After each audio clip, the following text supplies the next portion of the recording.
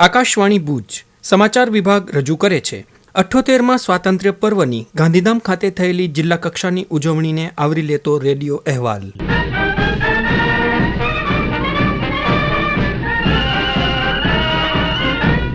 દેશભરની સાથે આજે સરહદી કચ્છ જિલ્લામાં 78માં સ્વાતંત્ર્ય દિનની આન બાન અને શાન સાથે જોશભેર ઉજવણી કરવામાં આવી હતી. જિલ્લા કક્ષાનો મુખ્ય કાર્યક્રમ કચ્છના આર્થિક પાટનગર ગણાતા ગાંધીધામ ખાતે યોજાયો હતો.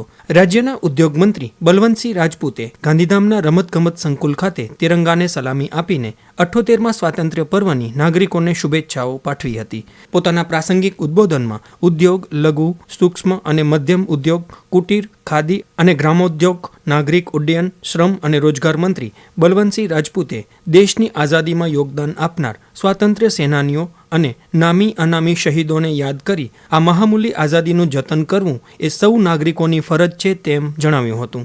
પંડિત શ્યામકૃષ્ણ પરમાની જન્મભૂમિ, ગાંધીજીની સમાધિ, સરદાર વલ્લભભાઈ પટેલ સાહેબની યાદો સાથે જોડાયેલું આ નગરથી ભારતની આઝાદીમાં યોગદાન આપનાર તમામ સ્વતંત્ર સેનાનીઓને યાદ કરી સત નમન કરું છું. મહાત્મા ગાંધી, સરદાર વલ્લભભાઈ પટેલ, લોકમાન્ય તિલક, ડોક્ટર બાબા સાહેબ આંબેડકર, વીર સાવરકરજી, ભગતસિંહ, ચંદ્રશેખર આઝાદ, રાજગુરુ સુખદેવ ઉપરાંત અનેક રાષ્ટ્રભક્તોએ પોતાના જીવન આઝાદીની લડાઈ માટે ખર્ચી નાખ્યા. ત્યારે આ મહામૂલ્ય આઝાદી આપણને સૌને પ્રાપ્ત થઈ છે. તેનું જતન અને સંરક્ષણ કરવું આપ સૌ નાગરિકો અને દેશવાસીઓની ફરજ છે. શ્રી રાજપૂતે કચ્છની ખમીરીને બિરદાવી જણાવ્યું કે કચ્છમાં અત્યાર સુધી વાવાઝોડા, દુષ્કાળ અને ભયાનક ભૂકંપ જેવી કુદરતી આપત્તિઓ આવી છે. કચ્છના લોકોએ હંમેશા જુસ્સાભેર આ આફતોનો સામનો કર્યો છે. મંત્રીશ્રીએ ભૂકંપમાં જીવ ગુમાવનારા લોકોને શ્રદ્ધાંજલિ આપીને તેમના પરિવારજનો પ્રત્યે સહાનુભૂતિ પણ વ્યક્ત કરી હતી. અરબી સમુદ્રના કિનારે આવેલા કચ્છમાં અત્યાર સુધીમાં સુનામી, વાવાઝોડું, દુષ્કાળ અને ભયાનક ભૂકંપ જેવી કુદરતી આપત્તિઓમાં જીવ ગુમાવનાર લોકોને હું અંતરથી શ્રદ્ધાંજલિ આપું છું અને સૌ પરિવારજનો પ્રત્યે મારી સહાનુભૂતિ પ્રગટ કરું છું.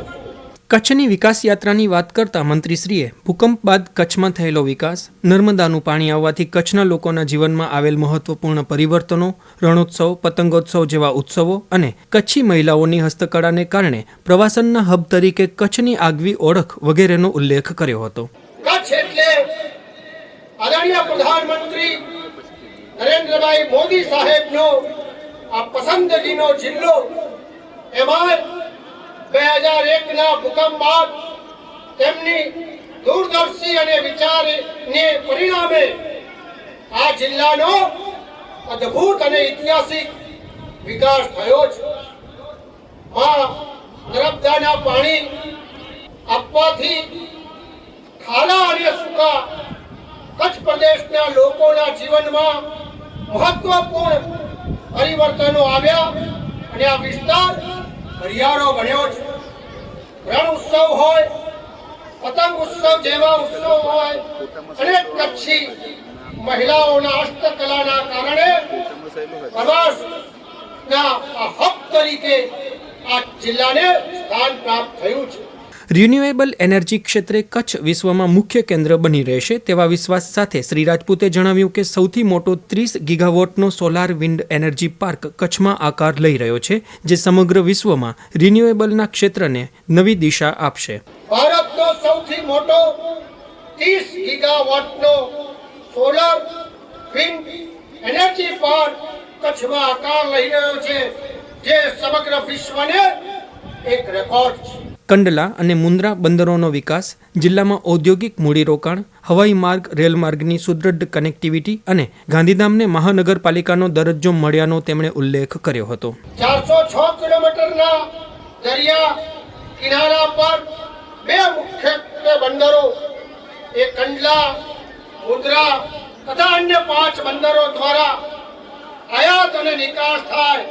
ઉત્તર અને પશ્ચિમ ભારતના કુલ માલ સામાનના 30%થી વધારે બે બંદરો થાય અને કંડલા શહેરનો પણ તેમાં મહત્વનો ભાગ ભજવ્યો છે. 2001 પહેલા કચ્છમાં માત્ર 2500 કરોડનું રોકાણ હતું, જે આજે વધીને 1,80,000 કરોડથી વધારે થયું છે. કચ્છ જિલ્લો એ મોટા શહેરોમાં હવાઈ માર્ગે જોડાય, વડોદરા, સુરત અને નવી ફ્લાઇટો શરૂ થવાની તકો ઉપલબ્ધ છે. આજે સંસદ સભ્ય, ધારાસભ્યોના રજૂઆતથી આદરણીય મુખ્યમંત્રી ભૂપેન્દ્રભાઈ પટેલ સાહેબે ગાંધીધામને મહાનગરપાલિકાનો દરજ્જો આપ્યો છે. તે બદલ શહેરી જનતાને ખૂબ ખૂબ અભિનંદન આપું છું. ઉપરાંત મંત્રીશ્રીએ કચ્છમાં શૈક્ષણિક, સહકારી, પશુપાલન, કૃષિ, રોજગારી અને હસ્તકળા કારીગરી ક્ષેત્રે થયેલા કામોની પણ વાત કરી હતી. જિલ્લામાં શિક્ષણકીય, સહકારી, આરોગ્ય, પશુપાલન અને કૃષિ અંતર માળખાકીય, પ્રવાસ, ઔદ્યોગિક, રોજગારી અને હસ્તકલાની કામગીરીના ક્ષેત્રે ઐતિહાસિક કામો થયા. તે બદલ હું જિલ્લાના વહીવટી તંત્ર અને તમામ કર્મયોગીઓને ખૂબ ખૂબ દિલથી અભિનંદન આપું છું. પ્રધાનમંત્રી નરેન્દ્ર મોદીના નેતૃત્વમાં કેન્દ્ર સરકારે દેશમાં સામાજિક, આર્થિક, માળખાકીય નીતિગત સુધારાઓ દ્વારા નયા ભારતના નિર્માણની નવી ગાથા શરૂ કરી છે, તેમ તેમણે જણાવ્યું હતું. આદરણીય પ્રધાનમંત્રી નરેન્દ્રભાઈ મોદી સાહેબની આગેવાની હેઠળ 2014માં સ્થપાયેલી કેન્દ્રની સરકાર દેશમાં સામાજિક, આર્થિક, માળખાકીય નીતિગત સુધારાઓ દ્વારા નયા ભારતના નિર્માણમાં નવી ગાથા શરૂ કરી છે. મંત્રી શ્રી રાજપૂતે રાજ્ય સરકારની વિવિધ જનકલ્યાણકારી અને વિકાસલક્ષી યોજનાઓનો ઉલ્લેખ કરી જણાવ્યું કે રાજ્ય સરકાર તમામ ક્ષેત્રો અને તમામ જિલ્લાઓના સર્વાંગી વિકાસ માટે કટિબદ્ધ છે. આદરણીય પ્રધાનમંત્રી નરેન્દ્રભાઈ મોદી સાહેબ જે રીતે કરેલા વિકાસની યાત્રામાં આપણા મુખ્યમંત્રી ભૂપેન્દ્રભાઈ પટેલ સાહેબની આગેવાની હેઠળ મક્કમ ગતિથી આગળ વધી રહી છે. રાજ્ય સરકાર તમામ ક્ષેત્રે, તમામ જિલ્લાઓમાં સુગંધી વિકાસ થાય એ માટે કટિબદ્ધ છે. ગુજરાતની શક્તિ, સામર્થ્ય અને સંભાવનાઓને ઓળખીને આદરણીય નરેન્દ્રભાઈ મોદી સાહેબે 2003માં વાયબ્રન્ટ ગુજરાતની શરૂઆત કરી હતી. 10 વખત યોજાયેલી આ સમિટ અને નીતિઓની સરળકરણ, ઔદ્યોગિક અને માળખાકીય સુવિધાનો વિકાસ તથા સિંગલ વિન્ડો સિસ્ટમ જેવી સરકારની કામગીરીના પરિણામે ગુજરાતની સ્થિતિમાં ઐતિહાસિક પરિવર્તન આવ્યું છે. આપણે જીડીપીમાં 8.4, ઉત્પાદન ક્ષેત્રે સમગ્ર ભારતમાં 18%, ફેક્ટરીમાં 11%, એવી એટલે ઇલેક્ટ્રોનિક વ્હીકલમાં 12% અને નિકાસમાં સમગ્ર ભારતમાં 33% અને 190 દેશોમાં પણ તટસ્થનું સ્થાન આપણે આજે ધરાવીએ છીએ.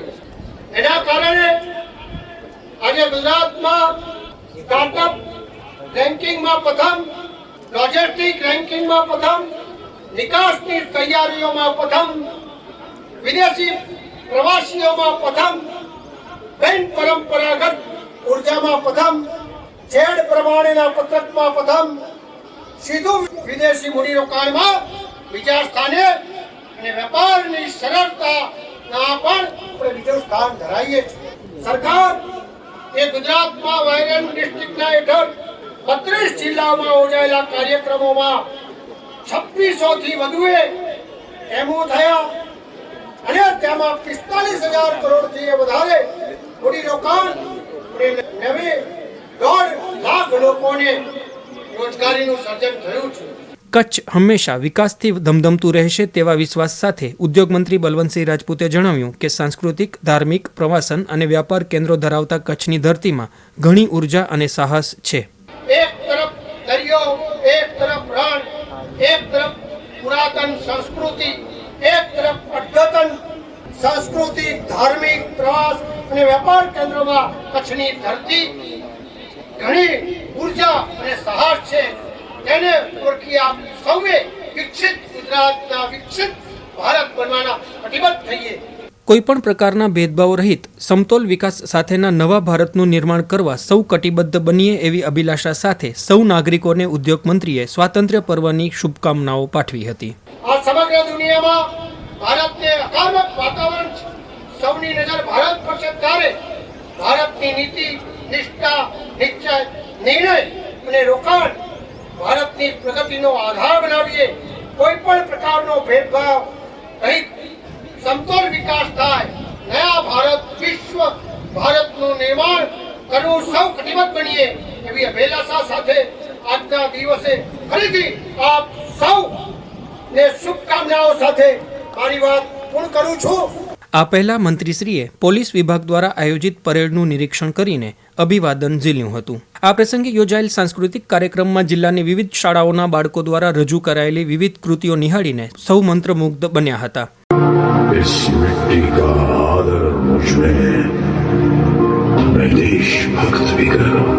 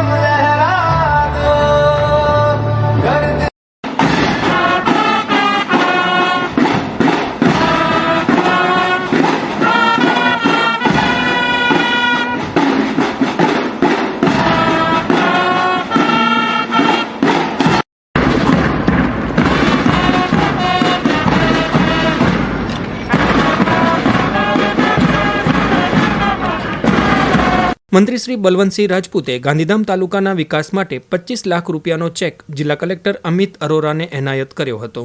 વિશિષ્ટ સેવા બદલ કર્મયોગીઓ, આરોગ્ય કર્મચારીઓ, રમતવીરો, પ્રાકૃતિક ખેતી કરતા પ્રગતિશીલ ખેડૂતો અને અંગદાતાઓનું ઉદ્યોગ મંત્રીના હસ્તે મોમેન્ટો અને પ્રશસ્તિપત્ર આપીને સન્માન કરવામાં આવ્યું હતું.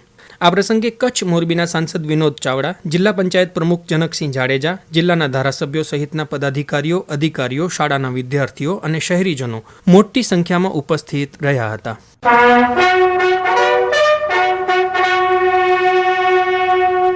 અને આ સાથે 78મા સ્વાતંત્ર્ય પર્વની ગાંધીધામ ખાતે થયેલી જિલ્લા કક્ષાની ઉજવણીને આવરી લેતો રેડિયો અહેવાલ અહીં પૂરો થયો. સંકલન અને પઠન અશરફ નથવાણી. પ્રસારણ આકાશવાણીના ભુજ કેન્દ્ર પરથી કરવામાં આવ્યું.